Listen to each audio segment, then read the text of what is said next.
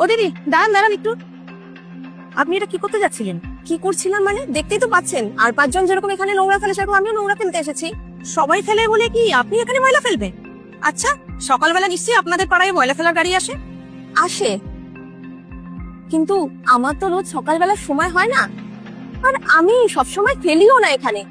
আর এটা তো রাস্তার ধারে, আমি তো কারোর বাড়ির সামনে ফেলছি না। এটা আপনার কিরকম মানসিকতা? সবাই করছি মানে আমিও করব? আচ্ছা, আপনি যেটা রাস্তার ধার বলে অবহেলা করছেন, এটা তো আসলে সবারই জায়গা। এই যে দেখুন, আশেপাশে কত স্কুল রয়েছে, কত বাড়ি রয়েছে। এই যে পচা গন্ধ, আবর্জনা, আপনার কি মনে হচ্ছে না এগুলো আমাদের বাচ্চাদেরকে আরো অসুস্থ করে তুলছে? দেখুন, আপনারা তো জ্ঞান শোনার সময় আমার কাছে নেই। আপনার যদি কোনো কাজ থাকে আপনি করুন গিয়ে, যান। আর পৌরসভা থেকে কেন জায়গা পরিষ্কার রাখে না? এটা তো ওনাদের কাজ। পৌরসভা তো রোজ আসে, মাঝে মাঝে এসে জায়গাগুলো পরিষ্কার করে যায়, কিন্তু আপনাদের মতো কিছু লোক আসে যারা প্রতিনিয়ত এসে জায়গাগুলোকে নোংরা করে দিয়ে যায়। আপনি বললেন আপনার নাকি সময় হয় না, স্কুটিটা চালিয়ে ঠিক এখানে এসে ময়লাটা ফেলার সময়টা হলো বলুন? ঠিক নিজের সুবিধাটাই দেখছেন। এটা শুধু আপনার বাড়ির ময়লার ব্যাগ না, এটা আমাদের সমাজের প্রতি আপনার দায়িত্বহীনতার প্রতীক। অন্য কেউ করছে দেখেই আপনিও করছেন।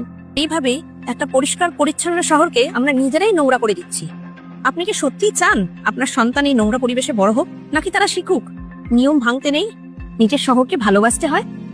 আমার ভুল হয়ে গেছে, আমি আসলে এরকম ভাবে ভেবেই দেখিনি ব্যাপারটাকে। আপনি ঠিকই বলেছেন, এরকম করাটা উচিত নয়। একদমই তাই। আপনাদের মতো শিক্ষিত মানুষরা যদি সচেতন না হয়, তবে আর কে হবে বলুন? আসলে সবাই ফেলছে দেখে আমিও আর কি। আসুন, আজ থেকে আমরা প্রতিজ্ঞা করি, শুধু নিজের বাড়িটাই নয়, রাস্তাঘাটও আমাদের সম্পত্তি, সেটাকে পরিষ্কার রাখার দায়িত্বটাও আমাদের। আর হ্যাঁ, কাল থেকে নিয়ম মেনে আপনিও গাড়িতেই ফেলবেন, কেমন? অবশ্যই, আজ থেকে এমন ভুল আর কখনো হবে না। আপনি আজকে আমার চোখ খুলে দিলেন।